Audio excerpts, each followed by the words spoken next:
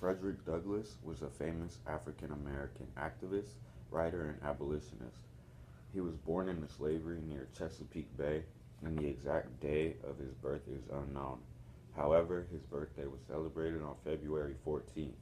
Later on in his life, he was able to escape slavery and eventually became the leader of the Abolitionist Party in New York.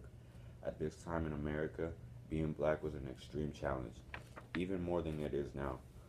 Slavery was the law and was long from being abolished. For Douglass and many other African Americans, escaping and running away was the only way to get out of this hideous treatment. Even if they were able to escape, they would still face immense amount of racism and terror. Eventually, this led Douglass to become an avid abolitionist on a mission to free African Americans of their chains. During the early 1800s, slavery was not yet abolished. So being an educated black person was dangerous. When Douglass was 12 years old, the wife of his master, Sophia Auld, started teaching him the alphabet. During slavery, it was forbidden for blacks to know how to read and write, and feared that slaves would be smart enough to get their freedom from whites. If a white person was caught teaching a slave how to read or write, they were charged with a fine to pay or imprisoned. Sophia's husband, Hugh Auld, was against Sophia teaching Douglass how to read and feared that it would lead slaves to desire freedom. Sophia would later be convinced by Hugh's lecture of not teaching slaves and stopped educating Douglass, who would still continue to secretly teach himself how to read and write. Douglass attempted to escape from Freeland, who had hired him out from Colonel Lloyd, but was unsuccessful in this attempt.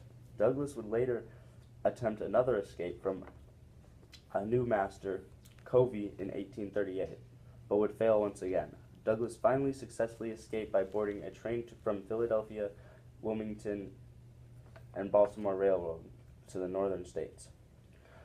In his famous speech, The Meaning of July 4th for the Negro, Douglass exposes and sheds light on why the values in American documents like the Constitution don't apply to or include African Americans.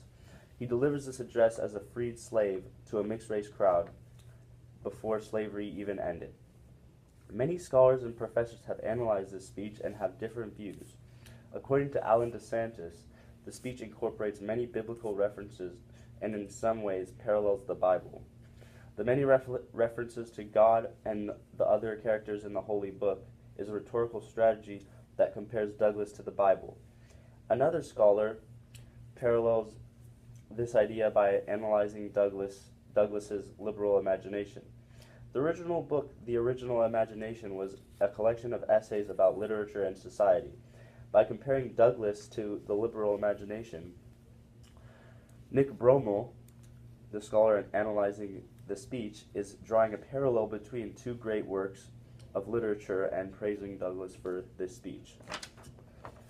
The life and accomplishments of Frederick Douglass were revolutionary, but his superb rhetorical prowess is oftentimes looked over. Not only was Frederick Douglass a revolutionary and activist, he was a self-taught scholar as well.